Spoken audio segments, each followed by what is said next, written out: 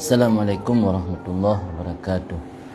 Alhamdulillahi alladzi yufaqihu fid din, wassalatu wassalamu ala sayyidina Muhammadin al-hadil amin wa ala alihi wa sahbihi ajma'in. Rabbi syrah li sadri wa yassir li amri wahlul 'uqdatam min lisani yafqahu qawli. Rabbi yassir wa la tu'assir, Rabbi tammim bil khair. Subhanaka la ilma lana illa ma 'allamtana innaka antal alimul hakim. Amma ba'd. Para hadirin wal hadirat, al-ghaibin wal ghaibat yang dirahmati Allah, pada malam ini kita melanjutkan kajian santai dengan mengaji kitab Risalah karangan Hujatul Islam Abu Hamid Muhammad bin Muhammad Al-Ghazali, iaitu kitab beliau yang berjudul Rawdatut Talibin wa Umdatus Salikin. Artinya kebun para pencari kebenaran dan pedoman hidup orang yang menempuh jalan menuju kepada Allah. Dalam kajian malam ini kita melanjutkan bab yang ketiga, masih berkenaan tentang masalah adab-adab orang yang melakukan suluk atau menempuh jalan menuju kepada Allah. Qala al-musannifun nafa'ana Allah bihi bi'ulumihi fid darain. Bab yang kedua. Maaf salah kop bab, ikut bab kedua dia, masih pasal daripada bab kedua, iaitu fi adabi ahlil hadrah ilahiyah li ahlil qurbi. Ini satu pasal tentang adab ahlil hadrah ilahiyah, orang-orang yang sudah memiliki hadrah ketuhanan, di ahlil qurbi, bagi orang yang sudah dekat dengan Allah. Jadi orang yang sudah memiliki hubungan dan ikatan yang kuat, yang istimewa, hamba-hamba Allah yang istimewa memiliki hubungan ikatan yang kuat dengan Allah, ini disebut hadrah ilahiyah, atau lazim disebut biasanya hadrah kudusiyah. Jadi mereka orang-orang yang sudah mencapai derajat hadrah ilahiyah atau hadrah kudusiyah, mereka juga memiliki adab dan tata cara etika ketika berinteraksi dengan orang-orang yang dekat kepada Allah.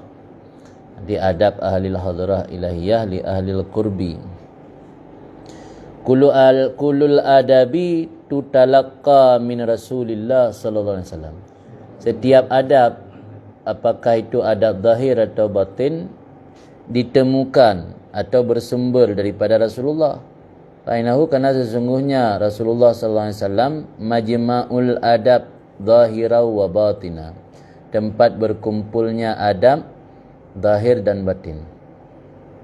Jadi semua adab yang dipraktekkan oleh para hamba-hamba Allah pilihan dan juga diajarkan kepada kita oleh para ulama-ulama tasawuf khususnya, adalah semua bersumber daripada baginda Nabi sallallahu alaihi wasallam. Karena beliau adalah majma', tempat berkumpulnya adab. Beliau memiliki adab zahiran wa batinan. Wa akhbara Allah subhanahu an husni adabihi fil hadrah, dan Allah menceritakan tentang kualitas adabnya baginda Rasul ketika di hadrah. Maksud hadrah di sini adalah ketika di Sidratul Muntaha. Bagaimana Rasulullah ketika sampai ke Sidratul Muntaha, dia mampu memalingkan hati daripada selain Allah dan dia menerima apa yang diberikan Allah. Ini dua hal yang luar biasa dalam istilah tasawuf, disebut i'rad wal iqbal. I'rad itu berpaling daripada yang selain Allah, iqbal itu menerima anugerah yang diberikan oleh Allah.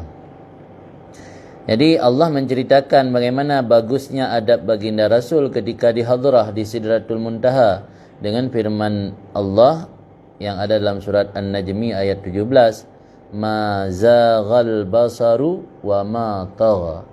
Bismillahirrahmanirrahim. Ma zaghal basaru wa ma tagha. Tidak berpaling pandangan Muhammad dan tidak melampaui batas.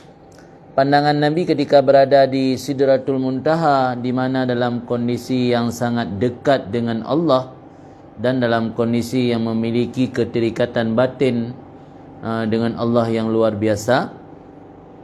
Beliau mazaghal basaru wa matagha. Apa maksud zaghal basaru? Zaighan basar, maksud daripada berpaling pandangan, ibarat je ketika kita berbicara dengan seorang menoleh ke kanan dan ke kiri. Makna tughyanul basar wa matagha, mengangkat pandangan ke atas dan ke bawah. Inilah salah satu hal yang merusak adab. Kita ngomong sama orang, tak boleh lihat kanan dan kiri, harus fokus ke arah orang itu.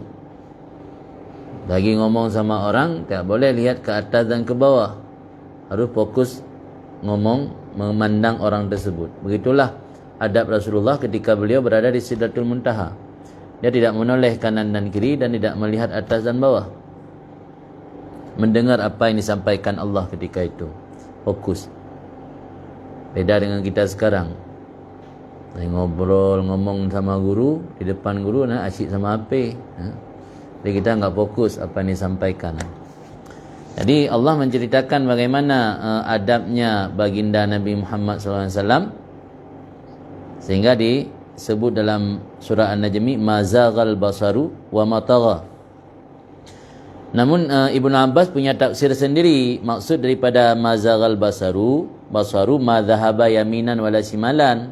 Makna wa matagha ma jawaza ma umira bih. Rasul tidak pernah melampaui batas dari apa yang diperintahkan Allah.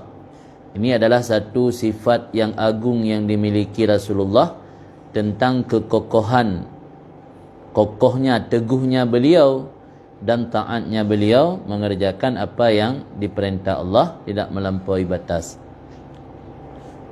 Itulah maksud daripada tafsir mazaghal basar wa matagha.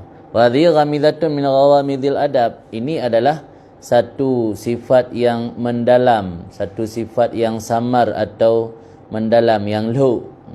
Daripada ada adab yang luhur, ada adab yang mendalam, yang dikhususkan dengan adab-adab yang mendalam tersebut kepada baginda Rasul. Menceritakan oleh Allah tentang kelurusan hati Rasul yang suci pada berpaling dan pada menyambut. Apa maksud berpaling dan menyambut? Artinya berpaling daripada apa yang selain Allah dan mengarahkan hati fokus kepada Allah. Meninggalkan di belakang punggungnya akan bumi dan negeri-negeri dunia, dengan bahagian-bahagiannya dunia, dan langit dan negeri akhirat dengan bahagian-bahagiannya akhirat.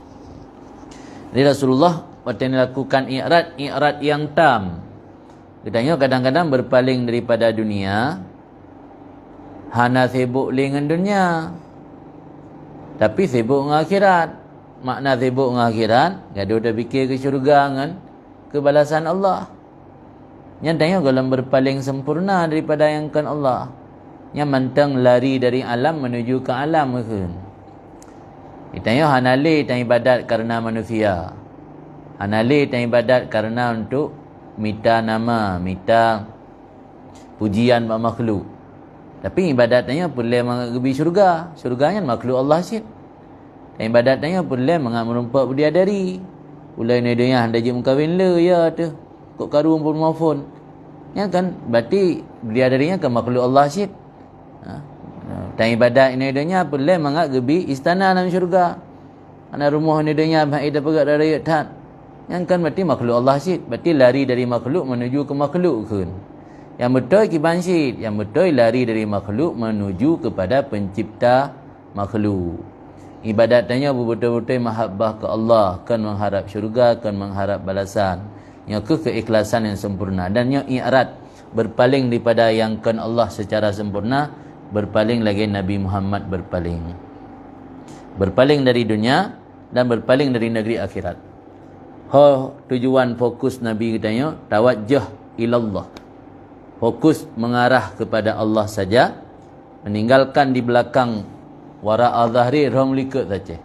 Gerah melikut bumi dan nanggro dunia dengan segala bahagian-bahagiannya, langit dan nanggro akhirat dengan segala bahagian-bahagiannya.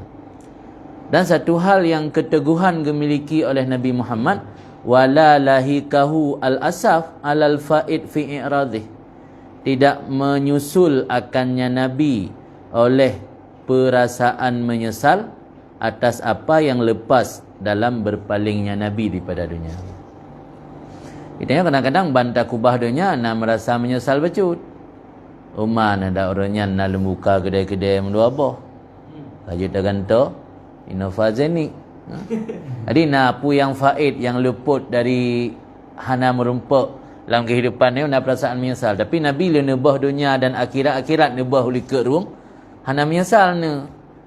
Sebab Nabi ingin hidup dalam keadaan miskinnya pilihan kan nasib. Itanya biasa udip miskin nasib. Kerana hana sobi bantuan, hana so pinjam tiat. Aku ya apa boleh buat, sudah nasib begini ya menai istilah haji. Kita najih nak sobi bantuan, nak sobi modal. Han siap cik tanya udip dalam keadaan mana-mana. Ingin cik bermewah-mewah. Tapi Nabi memang nurha mulikut aja. Kan dunia tok nurha mulikut akhirat-akhirat. Makna nurha akhirat mulikut Nabi berpaling bukan hanya dari dunia, juga bahagian-bahagian yang diinginkan oleh nafsu di akhirat pun Nabi hana terikat. Betul-betul tawajjah ilallah. Tawajjuh ilallah, ke Allah tok mengarah hati Nabi. Sehingga apa yang lepas dari Nabi hana nerumpak, hana merasa menyesal. Dia tanya hang gebi tanya meninggalkan dunia secara spontan kerana hak kita jaga hati. Kenapa yang 2 juta man 2 juta tajuk gegop. Ni enggak ingat tu Umar nak na 500 long kubah. Umar nak na long kubah 1 juta. Tanya nak tinggal uman-uman itu. Na uman-uman. Maka ji ide geyujuk ubi yang item ikhlas. Baik tapak sadiri takalluh kun. Tasannuq juga penyebab buta mata hati dia. Hanjut tasannuq dalam taat, sikap pura-pura. Ubi-ubi itim. Talatih hati beritim baik tasannuq. Yang tasannuq sikap berpura-pura memaksa. Beribadat tanya kerana Allah bebut kagak sebagai mentang.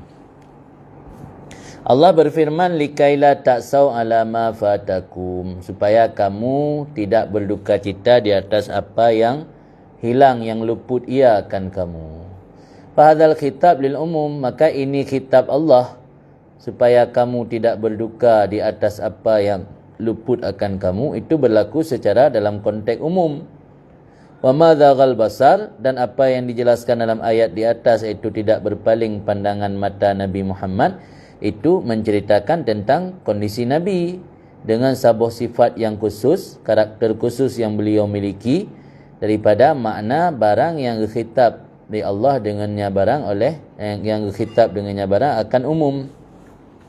Artinya dalam ayat likaila ta'sau Allah berkitab kepada umum manusia, tapi dalam ayat mazaghal basar Allah ikhbar tentang hal Nabi. Artinya Nabi berpaling pandangan daripada yang kan Allah. Artinya hana apa benar? Mazagha, hana berpaling pandangan, tetap mengarah kepada Allah, hana berpaling kepada kanan dan kiri. Yang Nabi hana merasa berduka atas apa yang terlepas atau hilang daripada Nabi. Beda dengan dia. Sehingga menjawab tanya apa yang kitab oleh Allah likaila ta'sau ala ma fatakum. Jadi kitabnya kitab ke umum. Tapi dalam ayat mazaghal basar yang itu dijelaskan tentang kondisi sifat Nabi tanya. Fakana mazaghal basar halah fi tarfil i'rad, maka adalah mazaghal basar, hana berpaling pandangan Nabi, itu kondisi Nabi fi tarfil i'rad, dalam kondisi Nabi i'rad.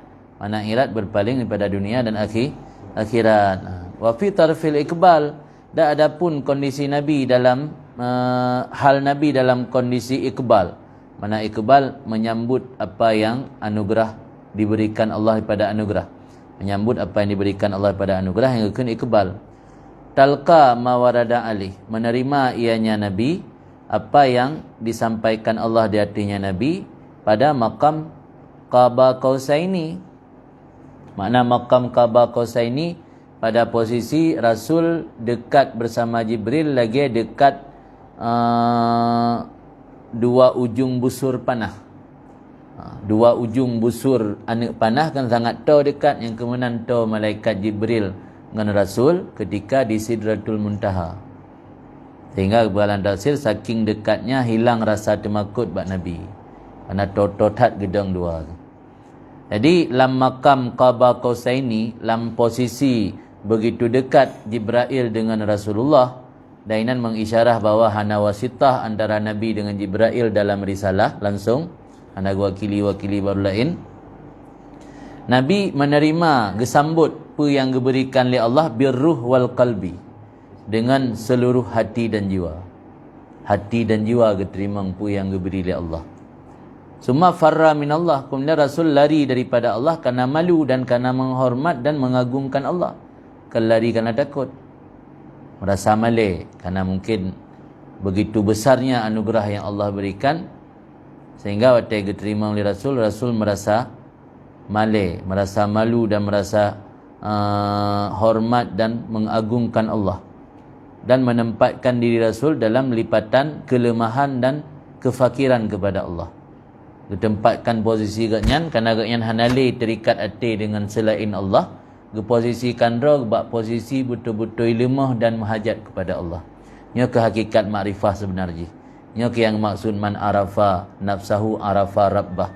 So yang turi Tuhan. Pu makna turi Tuhan, ditepu roy lemah, ditepu roy butuh kepada Allah, ditepu roy dalam kondisi tak berdaya. Artinya baru turi Tuhan yang sebenarnya. Bahkan Rasulullah gelipat dalam lipatan kelemahan dan kefakiran supaya tidak leluasa nafsu. Sebab nafsu tanya watika leluasa fatatgha, melakukan hal yang durhaka, melampaui batas. Fa inna tughyan indal istighna wasfun nafsi, karena kedurhakaan ketika kondisi serba cukup itu karakter nafsu. Waktu tanya serba cukupnya biasa tanya durhaka. Tanya maksud ke Allah dia dempuna. Cimnya tengah cerit aja maksud. Acimnya taknya bala gempa aja maksud. Acimnya taknya bala mupak aja maksud. Anda juga baki berani nafsu tanya maksud ke Allah kerana istighna. Kerana tanya dalam kondisi serba cukup. Ketika kondisi serba cukupnya hana bisa talatih tadidi ati tanya bu merasa menghajat dan butuh sabi ke Allah. Tanya mantan terikat dengan zahir, ngata yang di. Tanya dah memiliki kenderaan, na bajai, na makanan. Tapi tanya kak istighna, tak serba cukup. Padahal tanya mandum pinjaman Allah. Tapi ketika hati tanya mampu tabawa dalam kondisi inkisar wal iftikar. Mana inkisar wal iftikar? Kondisi lemah dan butuh sabi ke Allah. Nafsu tanya hana berani melakukan kedurhakaan kepada Allah. Tapi ketika tanya istighna, na perasaan tanya ka serba cukup, hana butuh ke Allah sang-sang. Pu yang ingin tanya miliki, na uang ngenta beli, pu yang ingin tanya capai, na media, na sarana untuk dilakukan. Entah hana boleh ke Allah. Tanya ke nafsu tanya gampang dan berani melakukan kedurhakaan. Ini yang maksud oleh ulama sufi, innat tughyan indal istighna wasfun nafsi. Sikap kedurhakaan ketika kondisi serba cukup, merasakan kondisi serba cukup, itu adalah karakter nafsu. Allah berfirman, kalla, ketahuilah innal insan la yatgha, manusia itu sungguh melakukan perbuatan mendurhakai kepada Allah, ar-ra'ahu istaghna, bahwa melihat dirinya telah serba cukup. Ada tanya ada pandang dro kadumpu kana hana pelele ke Allah sang-sang. Gua tanya ka gampang melakukan kedurhakaan. Wa nafsu indal mawahib al-waridah ala ruh wal qalbi tastariku sam'a. Nafsu ketika datang pemberian atau anugerah-anugerah dari Allah yang datang di hati roh dan hati, itu mencuri akan dengar. Nafsu tanya ada gebi anugerah oleh Allah mawahib, Mawahibnya beragam anugerah dan karunia Allah. Pu mentang, pu ke anugerah karunia-Nya lang bentuk materi atau kan bentuk materi, termasuk ilmu. Ilmunya mawahib. Gebi ilmu oleh Allah mawahib. Gebi nikmat oleh Allah mawahib. Gebi tanya disanjung dipuja oleh orang yan mawahib. Yan nafsu tanya ilum mate Allah gebi tanya ilum ini. Wate kai rumpa atanyan itu pui nafsu kamu rumpa atanyan. Itu pui nafsu kana ilmu kagebi oleh Allah. Dipakai you nafsu untuk pakai ilmu yan untuk ke dunia. Yang ilmu yan tapeng. Yang ilmu yan getanya isanjung le urang. Yang ilmu yan tak cari dunia. Yang yan makna ilmu nafsu itu atas tariku yan mencuri. Itu dengar mana itu dengar ya nguping. Nguping le nafsu etna kagebi anugerah di Allah ke nafsu, ke roh. Kapan-kapan diraih le nafsu akan sedikit saja daripada anugerah Allah, dia langsung merasa cukup dan melakukan durhaka kepada Allah. Baik rumpak le nafsu kerana ketenaran macuk kai tele urang, kai tele kafe, kai tudi yang tabayan. Nafsu diajak je untuk berbuat durhaka kepada Allah. Kerana perasaan istighna, kunci je benar, istighna.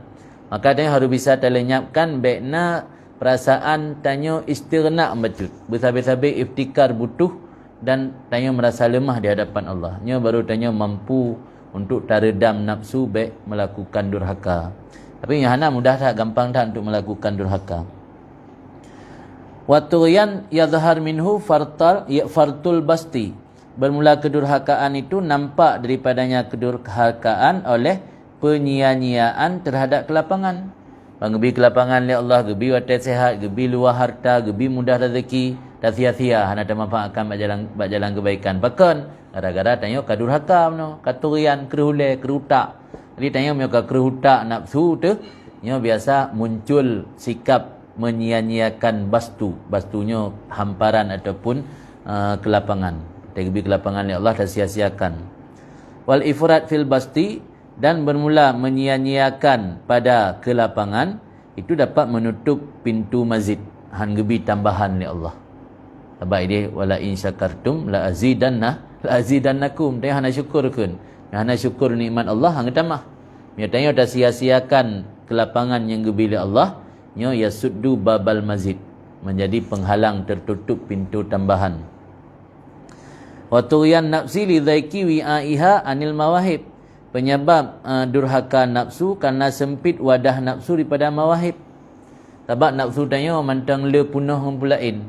Ketika nafsu tanya punah ngumpulain, mawahib anugerah yang gebili Allah nyan, terutama anugerah ilahiyahnya, han sanggup ditampung le wadah. Orang yang sanggup mulak tu luar. Lagi ada tayak tun i bak pet raya ngenglah. Baru bacu itamang kapunuh gaulak. Yang karena penyebab sempit wadah nafsu daripada mawahib. Maka Musa alaihissalam, Nabi Musa, sah baginya Nabi Musa pada waktu hadrah, waktu bertemu Tuhan di Bukit Tursina, akan bertemu secara fisik. Maksudnya waktu Nabi Musa gaya mengkalam dengan Allah di Bukit Tursina. Sah baginya Musa oleh salah sabuh daripada dua taraf, iaitu i'rad dan iqbal. Mazagha basaruh, tidak beralihlah pandangannya Nabi Musa. Nabi Musa i'rad pah, waktu iqbal hanapah. Nabi tanya mana apa i'rad pah, iqbal pah. Nabi Musa pah i'rad tu berpaling daripada selain Allah. Watai iqbal getampung pu yang mawahib truk daripada Allah, kahansip lu. Mula tu luar. Menang gambarannya bahasa kiasan. Nampum tak napu. Cikalan ni nak perhati bana. Wa ma iltafata ila ma fatah, wa ma iltafata ila ma fatah, dan tidak menoleh ianya Musa kepada apa yang leput ianya Musa akannya hal keadaan menyesal, kerana bagus adabnya Musa. Walakin tetapi imtala'a minal manah, penuh jiwa Nabi Musa daripada anugerah, wastarakat nafsu as-sam'a, dan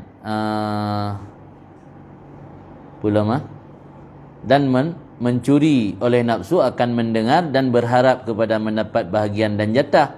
dan tak kala diperoleh oleh nafsu bahagian, memperoleh oleh nafsu akan bahagian, istaghnat, merasa terkaya ianya nafsu, dan tumpah di atasnya nafsu oleh apa yang sampai kepadanya nafsu.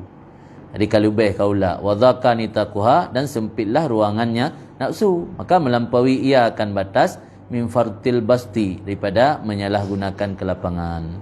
Waqala, dan kekal Nabi Musa, arini anzur ilaik, tampakkan olehmu wahai Tuhan akanku, biar aku bisa melihat kepada engkau.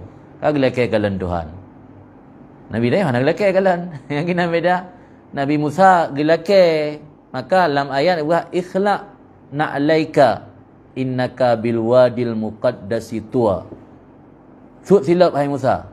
Katanya katruk bak tempat yang suci. Nabi Musa gelake yang menumpak dengan Allah, gelake kalan dengan Allah. Kan diundang. Nabi tanya undang. Ngan silap ke pakai kejak-jak bak tempat biasa di tanah, silapnya ke puik ke dia Sidratul Muntaha. Beda antara orang diundang dengan minta diundang. Nabi Musa gelake pun diundang. Hotel diundang oleh Allah, kahansip belum kan. Ini Nabi tanya nak gelake undang, maka ji nyo yang perbezaan yang sangat mencolok antara Nabi kitanya dengan Nabi Musa. Tetap kesempurnaan milik Nabi Muhammad, hanya duanya. Walam yutik, dan tidak sanggup, walam yatik, tidak sanggup ia Musa akan sabar dan teguh fi qada'il mazid, pada menerima anugerah tambahan. Han sanggup. Wa zaharal farqu, dan lahirlah beda antara Habib dan Al-Kalim. Nabi dia Al-Habib, mahbub, cintai Allah. Nabi Musa Al-Kalim, orang yang gemari oleh Allah. Beda Habib dengan Kalim alaihi wassalatu wassalam, atas keduanya rahmat dan kesejahteraan. Berkatalah Sahal bin Abdullah At-Tustari, berkatalah Sahal bin Abdullah At-Tustari, lam yarji Rasulullah SAW, tidak kembalilah Rasulullah SAW kepada penyaksian dirinya, dan tidak kepada menyaksikannya nafsu. Rasul yang merupakan dengan Allah, lebih berpaling hati Rasul daripada dunia dan akhirat sekaligus. Rasul hanali ruang maksud, hanali menyaksikan nafsu dan musyahadah nafsu. Fa inama, hanya saya ada Rasul selalu menyaksikan dengan totalitasnya bagi Tuhan, bikulliyatih, totalitas penyaksian dengan ke Tuhan. Tapi orang lain kadang-kadang mentang meriwang maksud tengok. Walaupun tu tak boleh kan. Tapi Nabi Muhammad memang luar biasa sempurna, lena i'rad daripada dunia dan akhirat sekaligus. Beliau hanali kembali ulikut, hanali kepada menyaksikan nafsu. Tapi musyahidan bikulliyatih li rabbih, begitu Tuhan. Yusyahidu ma yadhhar alih, menyaksikan ya Nabi apa yang nampak di hatinya Nabi daripada sifat-sifat Allah yang mengharuskan akan kokoh dan tetap Nabi pada demikian tempat. Hingga pada saat di Sidratul Muntaha, Nabi hanya menggeser baksud nidang yang dihebak Nabi tok fokus kepada menyaksikan sifat-sifat Allah, sehingga menyebabkan Nabi kokoh pada tempatnya. Yang digambarkan oleh Allah dalam surah An-Najmi, ma zagha wa ma tagha, ma zaghal basaru wa ma tagha. Ini Nabi ada gejak dengan Jibril dua gegedang di Sidratul Muntaha, hana menggeser kokoh pada tempat set. Nabi Musa tergejak bak Bukit Tursina, naga komen giakeun Rabbi arini Rabbi arini puna andur ilaika. Ini Nabi tanya hana lagi ada pu, hana kalanwi, hana kalanunun, hana kalawatu, hana kalawyu, tetap. Yang ini isyarat bahawa Nabi tanya sabat kokoh dan lurus luar biasa, sehingga hanali kembali likut. Ini beda antara Nabi tanya dengan Nabi lain. Inilah kalam, ibn mula ini kalam bagi orang yang menjadikan iktibar akannya ini kalam itu sesuai bagi apa yang telah kami jelaskan dengan isyarat pada demikian daripada kalam Sahal bin Abdullah. Wallahu a'lam. Semoga bermanfaat. Yang kesimpulannya, kita ketika sudah mencapai derajat hadrah ilahiyah, atau kalau ingin sampai ke sana, kuncinya harus berpaling daripada dunia dan akhirat sekaligus. Kan dari dunia tu orang berpaling. Makna berpaling dari akhirat kan makna jihana rencana wa akhirat. Tujuan dan nyata hambakan diri kepada Allah, baiklah karena ingin mendapat balasan, baiklah karena ingin mendapat syurga, baiklah karena ingin mendapat nikmat-nikmat yang Allah janjikan. Harus betul-betul tawajjuh, fokus tanya ibadat pada Allah semata-mata. Istilahnya berlaga ibadat Rabi'ah Dawiyah. Rabi'ah Dawiyah, beliau beribadat kepada Allah karena mahabbah, karena cinta. Saking cintanya beliau kepada Allah, ingin mengabdi, menghambakan diri kepada Allah, dan beliau siap kalau Allah melemparkan beliau dalam neraka. Di saking cintanya rela mengorbankan diri demi sang kekasih. Menanlah kira-kira. Mudah-mudahan bermanfaat. Allahumma anfa'na bima 'allamtana wa 'allimna ma yanfa'una wa zidna ilma. Barakallahu fikum ajma'in. Assalamualaikum warahmatullahi wabarakatuh.